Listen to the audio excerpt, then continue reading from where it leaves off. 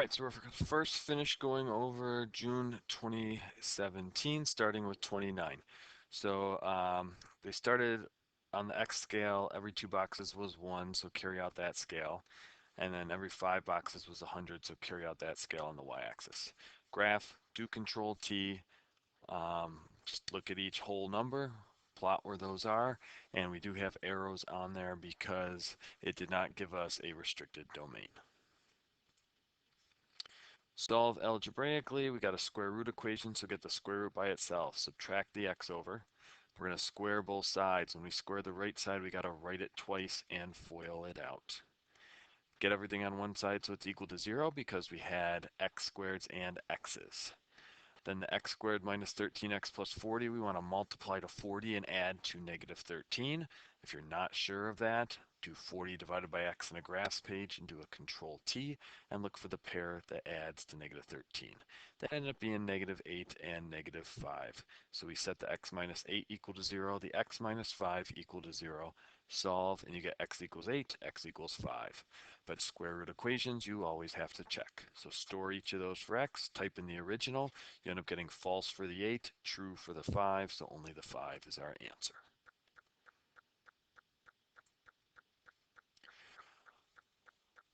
Fractional exponents is always power over root. So we have x to the first with the third root, so that's x to the 1/3. We have x to the first with the square root, so that's x to the 1/2. When you multiply terms, you add the exponents. So if you add those exponents, you get 5/6, so we have x to the 5/6.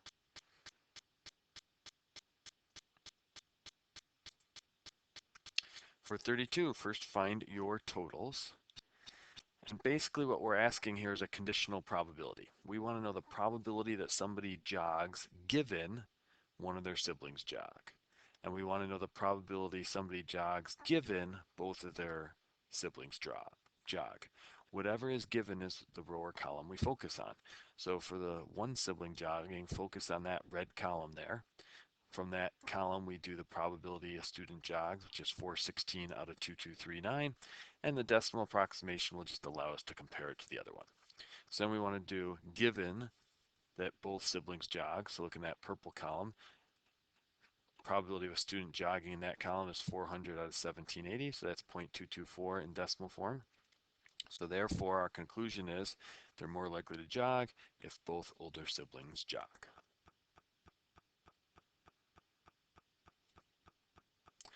Next, we have a 3x3 system of equations.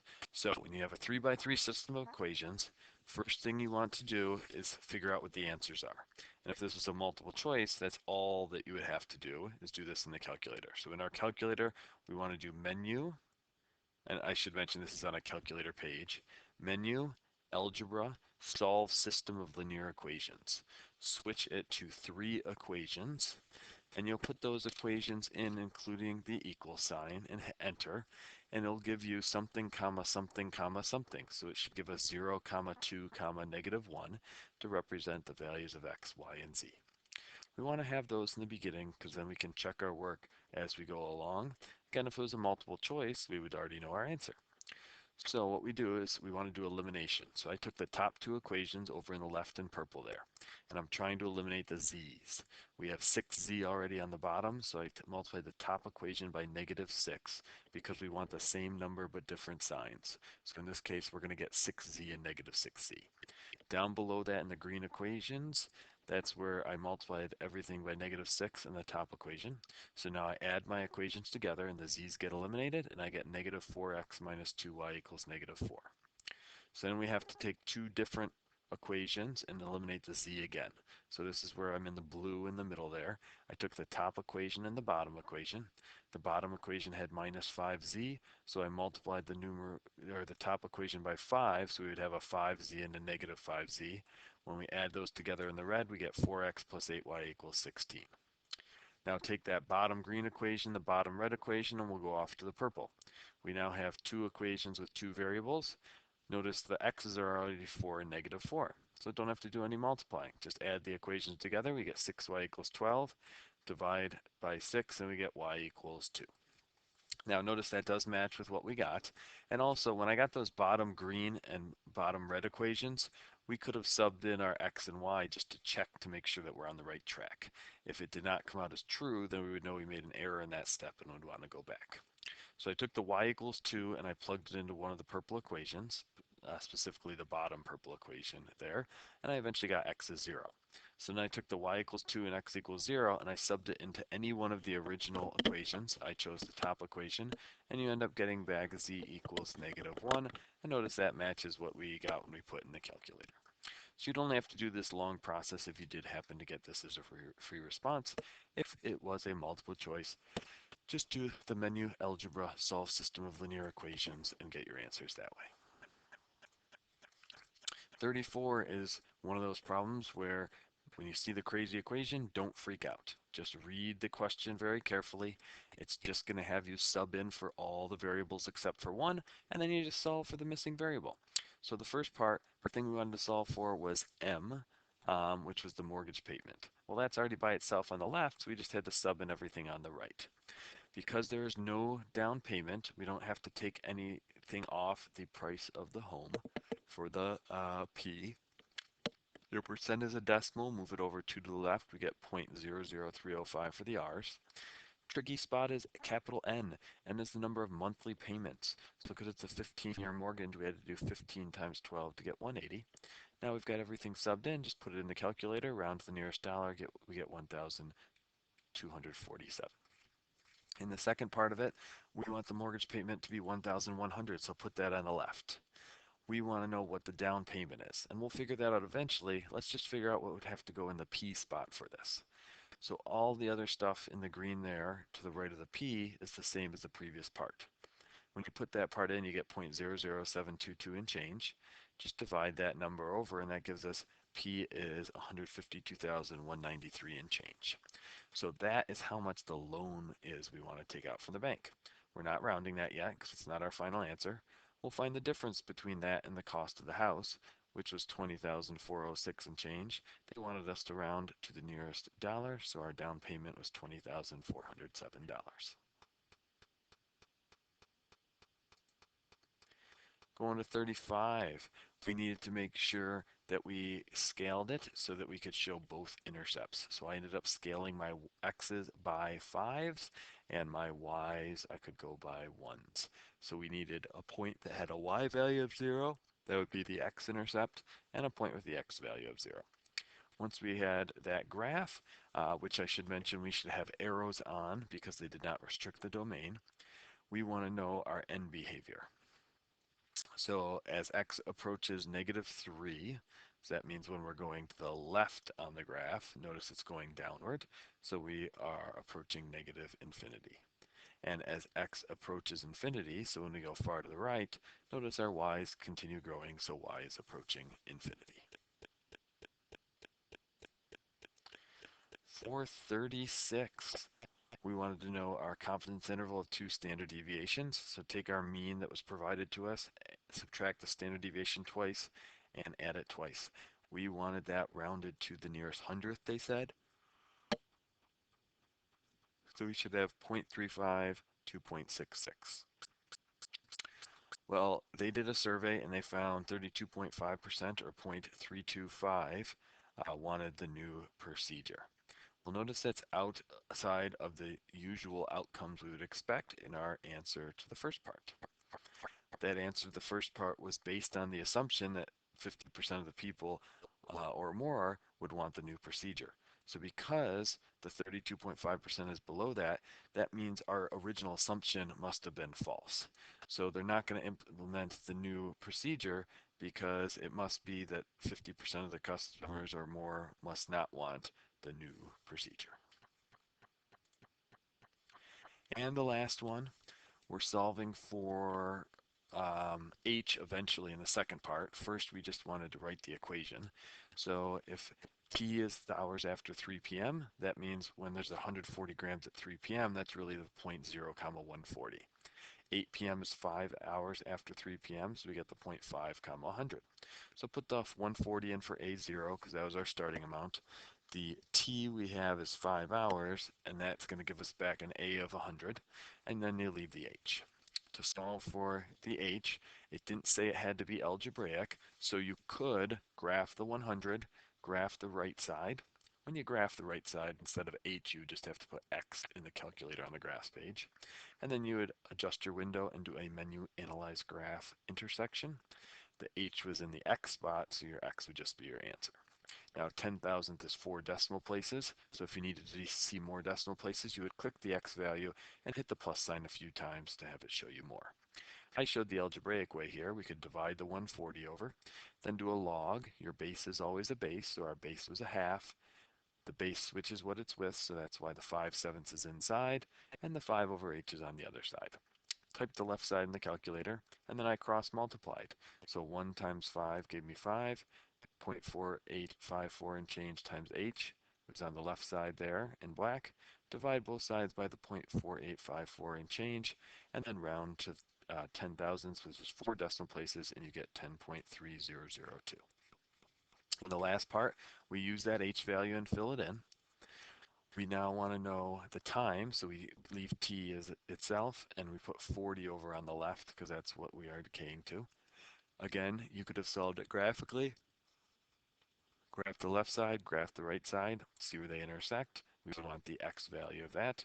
Or I showed the algebraic way here, which is pretty similar to the last one, just in the end, we're just multiplying the 10.3002 over in that last step, so we have 18.6 hours. So we're going to do some final review in a minute. First off, on your calculators, when you go into the test today, you can't be in test mode. So if on your calculator you either have the padlock that you can see on the top of your screen, or if the light's blinking on top, we would need to take you out of test mode. So raise your hand right now if that is the case, and the sub is going to go in the top left drawer in my desk and get out one of the spare calculators and the cord there. They will connect the cord to your calculator. Then you'll both want to have your calculators on.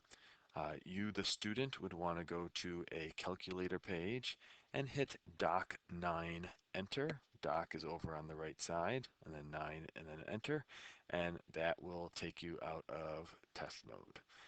If you get like an error message, say connectivity error or something, just try making sure to push in the cord all the way, and that usually takes care of it.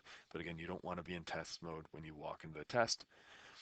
Once everyone's seated in the test, as a reminder of how to go into test mode.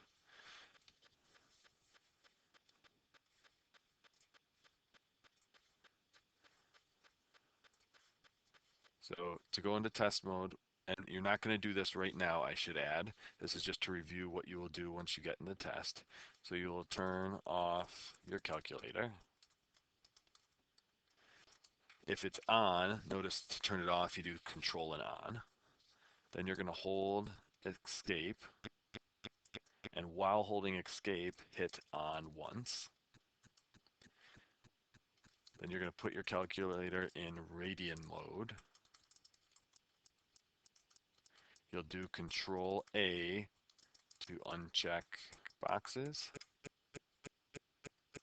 and then hit enter to go into test mode.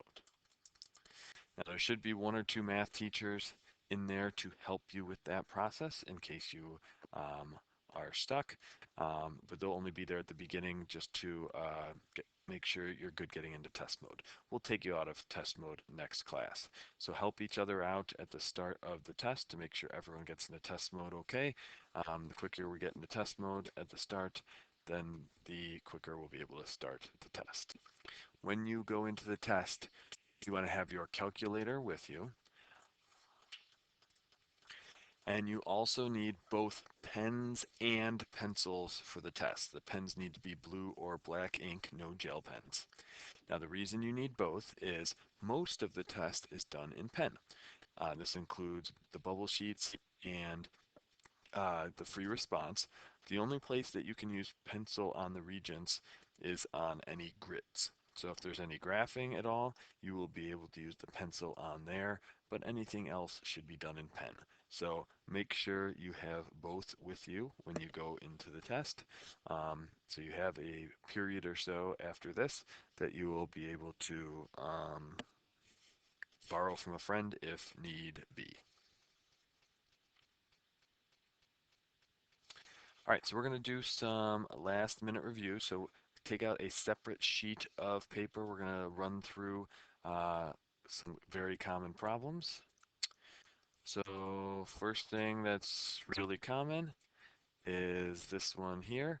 So we're going to pause the video for 2 minutes for you to try this problem.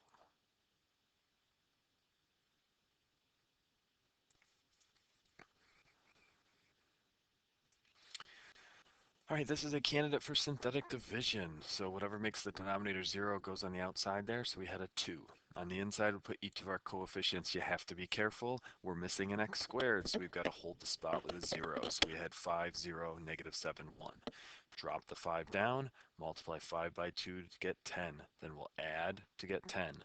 Multiply the 10 and 2 to get 20. Add to get 13. Multiply the 13 and 2 to get 26. Add to get 27. Your answer is 1 degree less than you started with. We started with an x cubed, so our answer will start with an x squared. So we had 5x squared plus 10x plus 13. We had a positive 27, so we put plus, and then as our 27 goes over the x minus 2. Make sure you don't just do 13 and then the fraction. You got to have a plus or a minus depending on if it's positive or negative. Now some follow-up questions they could ask for this. They could say something like, is x minus 2 a factor, or is 2 a root? And our answer there would be no, because our remainder is not 0. If you had something that was like 3x minus 2 we are dividing by, or x squared minus 2 we are dividing by, then you would have to do long division.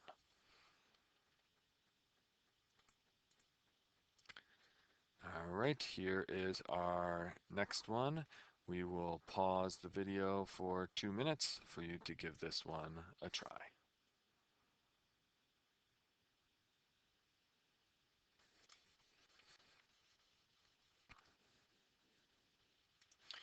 All right, we want to do change in y over change in x. That's y2 minus y1 over x2 minus x1. It should never be a guess of what x values you're going to be using. They'll tell you in the problem. Here we're doing negative 1 and 2. So sub negative 1 into your equation, we get back 0.049 and change. Sub 2 into your equation, you get 403.42 and change. Make sure you use those y values all the way out. You do not round until the very end. So do the I chose to do the 403.42 first, so then I had to do 2 on the bottom. If you chose to do the 0.049 first in the numerator, then you would have had negative 1 first on the bottom. Eventually, we get 134.459. The 9 bumps the 5 up to a 6, so 134.46 to the nearest hundredth.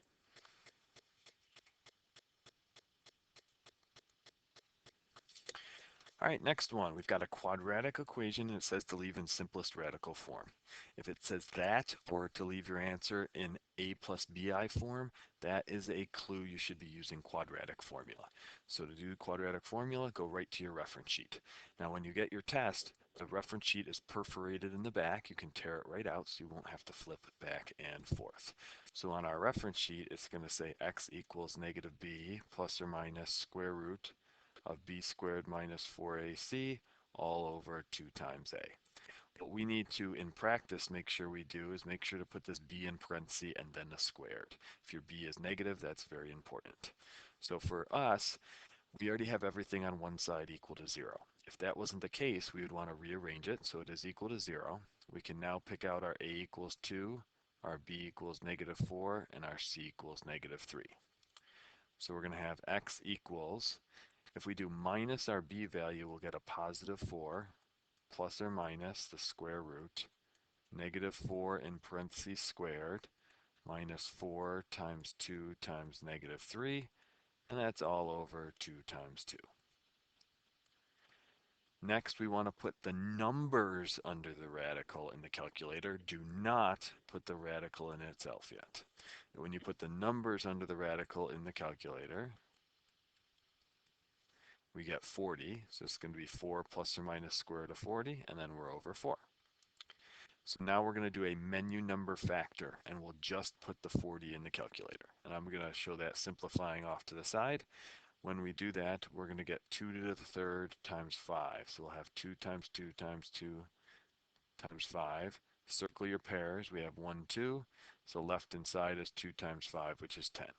So this becomes x equals 4 plus or minus 2 squared root of 10 over 4. So they just wanted simplest radical form for our answer. You could get full credit with this. If you wanted to, you could divide them separately by 4. So 4 divided by 4 would give us 1, plus or minus 2 divided by 4 is a half with the square root of 10. The 4 in the denominator does not divide the 10 that's under the radical. If we had had a negative under the radical and had to pull an I out, you would have to leave your answer in the form in the blue on the right. But if there's no I, then you can do either the green way or the blue that's on the right.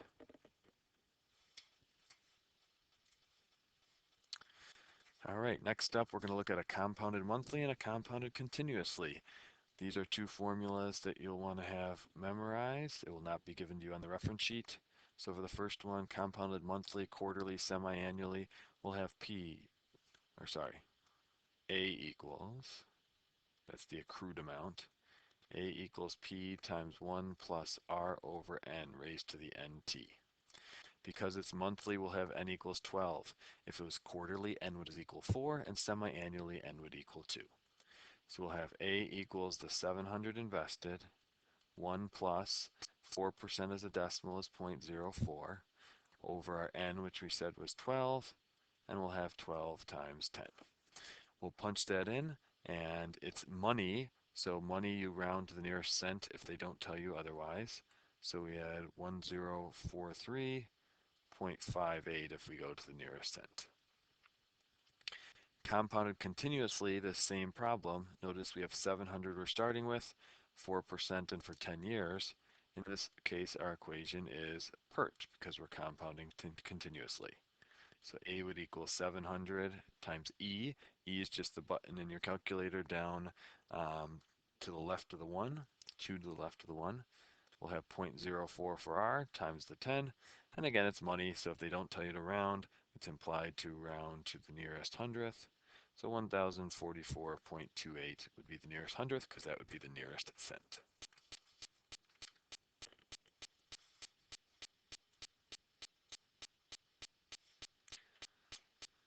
All right, so we want to find the focus and the directrix. You're going to graph this on the graphs page. Then you're going to do menu, analyze graph, and then analyze conics.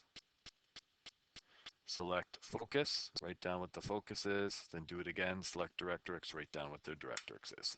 So we are going to pause the video for 2 minutes to give you a chance to do that on your calculator.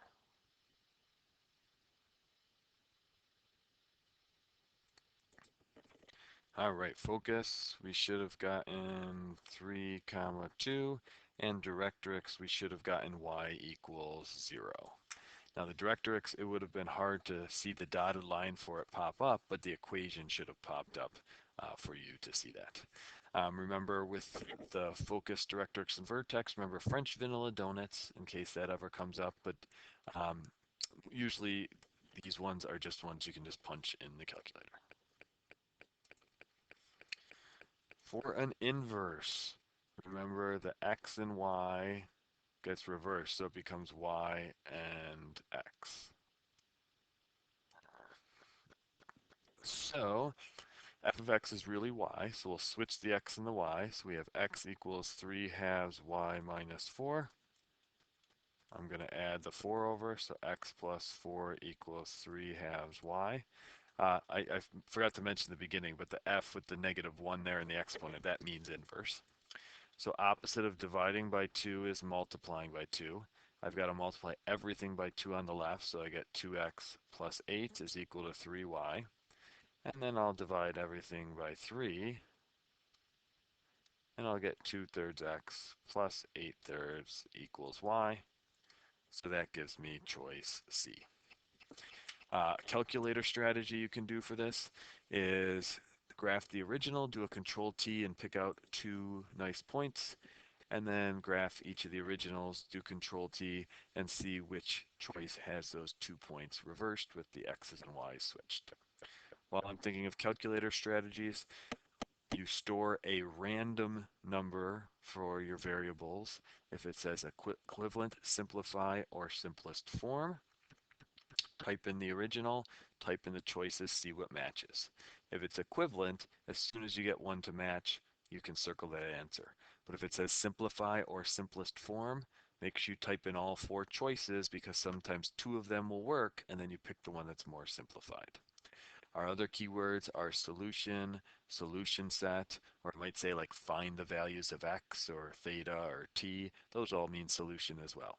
So for those, we would store the possible choices, type in the original equation and see which comes back as true and false, and that'll allow you to narrow it down. All right, this next one, we're not going to do this all the way through because we just saw one earlier from the homework, but you would do on a calculator page, menu, algebra, solve system of linear equations, switch it to 3 variables, put in your equations and get the answers, and then if it was a free response, then you would go through and solve it with elimination, but hopefully we'll see one of these as a multiple choice because then they're a piece of cake. And last thing I want to talk about is any multiple choice questions that show you graphs. Switch your window to match the graph first and then type in the equations. So in this one, our window, the x's we would show maybe from 0 to pi, and the y's we would switch to be negative 0.5 to 0.5. Switch that window first just by clicking on the numbers on the axes, and then type in the choices and see which one matches what you are seeing. So that's all for my last reminders. Any time left in the period, you can study your formulas that we wrote on the packet. You can look back at problems that we've done before. And just make sure you come to the test with your calculator, not in test mode, and both pens and pencils. Have a good rest of your day and good luck on the exam.